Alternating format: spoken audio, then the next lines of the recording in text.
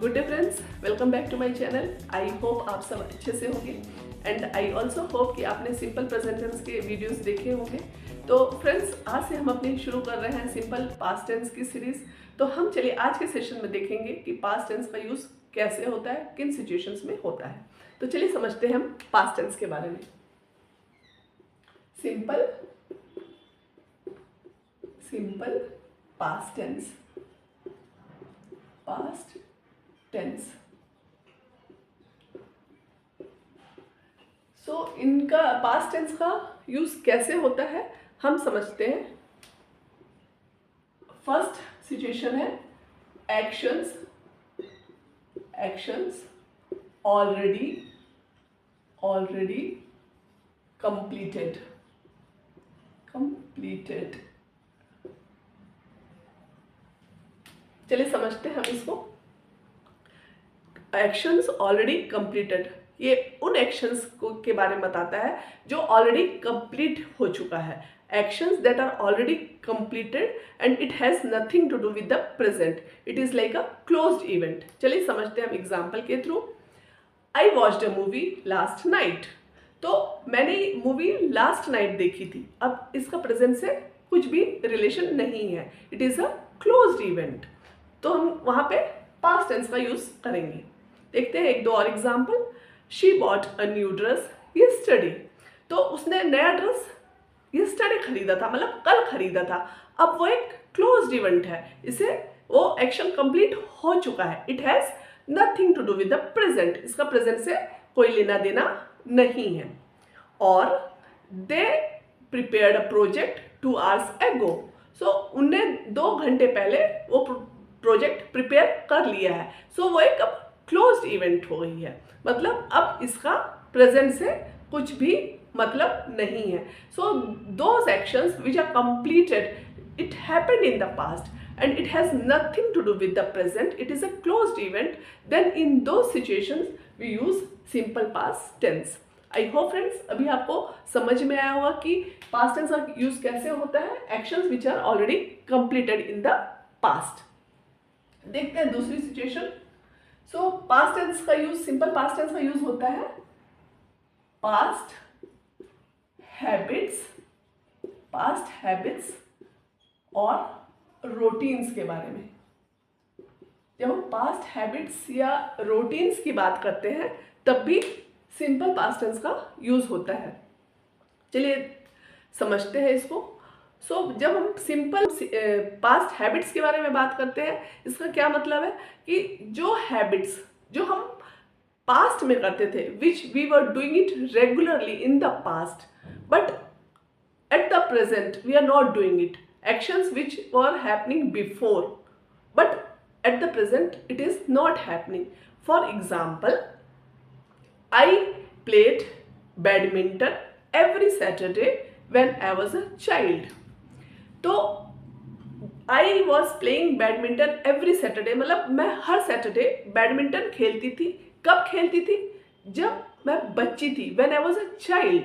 तो इसका क्या मतलब हुआ कि ये एक्टिविटी मैं पास्ट में रेगुलरली करती थी, हर सैटरडे करती थी, but at present I am not doing it.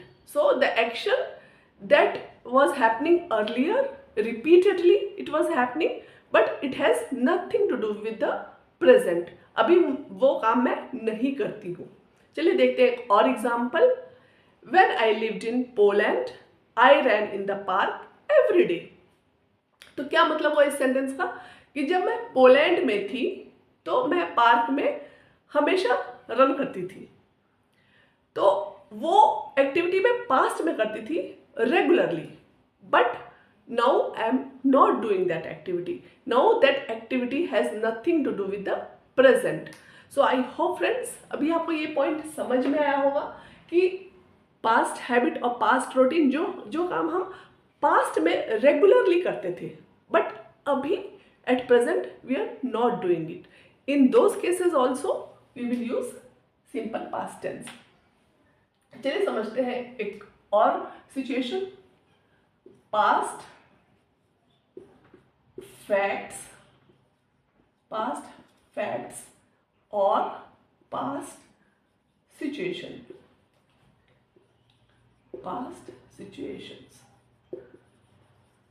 So past facts जो कि ट्रू स्टेटमेंट है. For example, the Taj Mahal was built in 1653. ये एक ट्रू स्टेटमेंट है कि ये ताजमहल उस साल में बना था. तो जब ट्रू स्टेटमेंट के बारे में हम बात करेंगे, जो एक्टिविटी पास्ट में हो चुकी है, तो हम पास्ट टेंस का यूज करेंगे. और इंडिया बिकेम इंडिपेंडेंट इन 1947. ये भी एक ट्रू स्टेटमेंट है. तो उन केसेस में जो भी पास्ट फैक्ट्स हैं जो कि सही हैं, एक्सेप्टेड है, यूनिवर्सली एक्सेप्टेड है, तो उन केसेस में हम पास्ट टेंस का यूज करेंगे. देखते हैं past situations. So past situations वो सिचुएशंस है which was true in the past but no longer true at present. For example, they didn't have a car in 1998.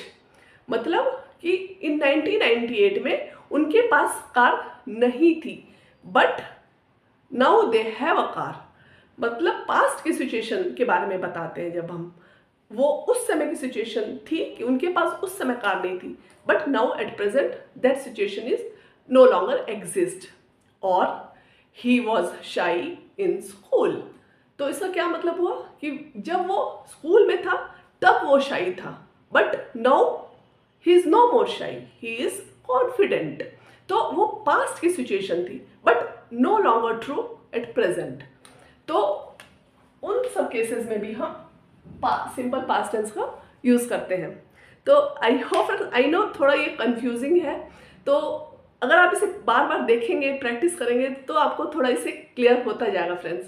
So friends, I hope आपको ये video थोड़ा confusing भी लगा होगा, I know, and अच्छा भी लगा होगा. कुछ इन्फॉर्मेशन आपको इससे ज़रूर मिली होगी, आपने कुछ सीखा ज़रूर होगा.